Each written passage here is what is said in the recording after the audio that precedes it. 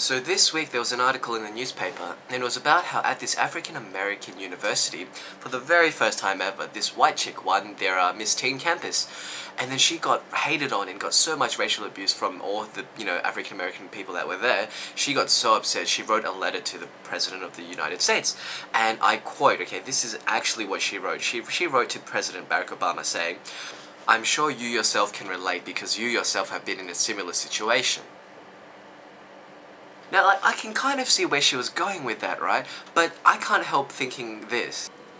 Dear Mr. President, I have recently been racially abused for winning Miss Teen Campus.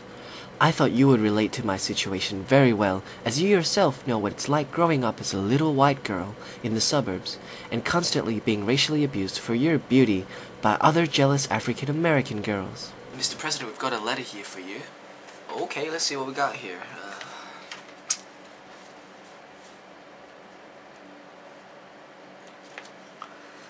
Damn, fool! Did she just call me a little white girl? I thought of something really cool this week, okay? You know how in the MX you've got that little stalker section where people are like, to the hot blonde in this 5:45 train to Beverly Hills, you made my day sizzle. You know that section, right?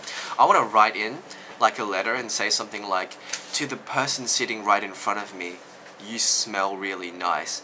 And then I'm going to go and sit behind people on the random trains, and as soon as they are reading that, I'm just going to go behind them and just...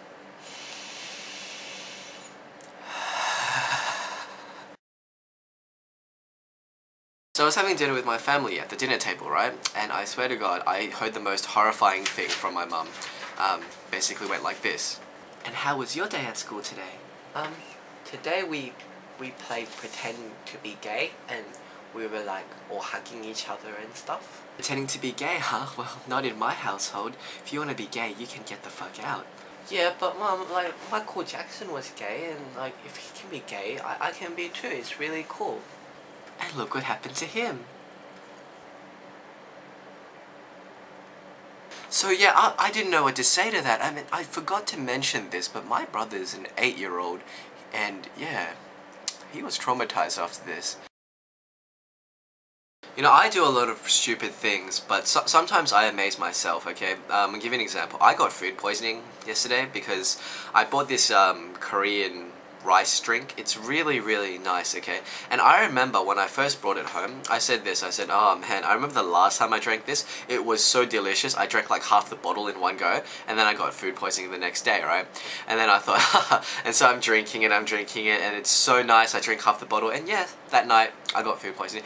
And then the whole time I was on the toilet, I was just thinking to myself, oh my God, I told myself this, and yet I didn't listen to myself. And then it also reminded me of this time, okay? I was in Japan, and I was drinking peach iced tea, right? And I drank it, and then the lid, there was a problem with it, and then so when I drank it, right, I spilled it all over myself, and then my friends, had a good laugh, and I was like, haha, man, that was so stupid, huh? And I just take a second swig, and it goes all over myself, and that was the entire bottle, so, yeah. Yeah, I thought I was so cool, and then like literally half an hour to an hour later. Yeah.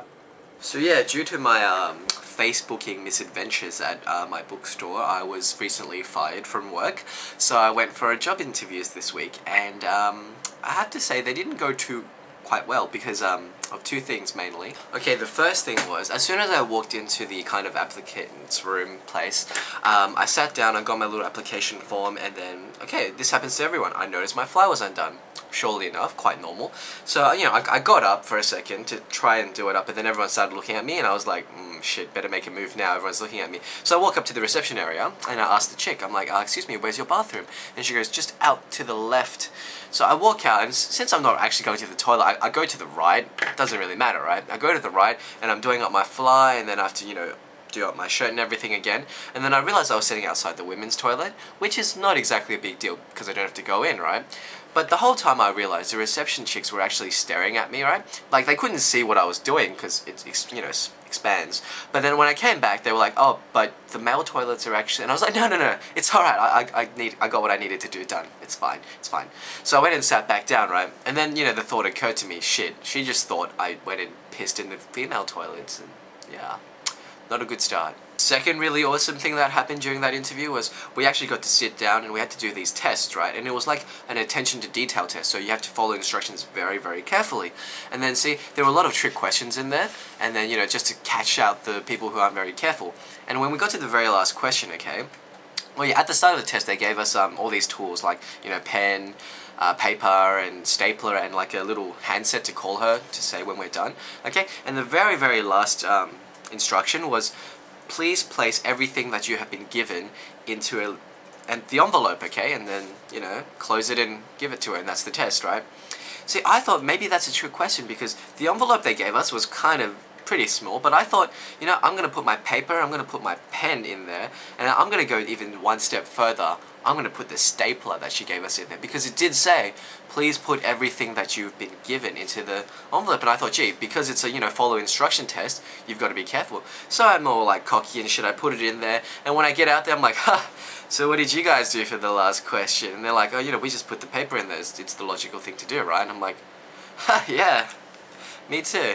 And then when the lady comes back in, right, to collect our exam papers and stuff in the envelope, everyone's is just like, you know, this thin envelope, and she picks up mine, and she's just like, okay then, she walks off. But I'm happy to say that in the end I got the job, which only kind of means that the other people were really, really bad.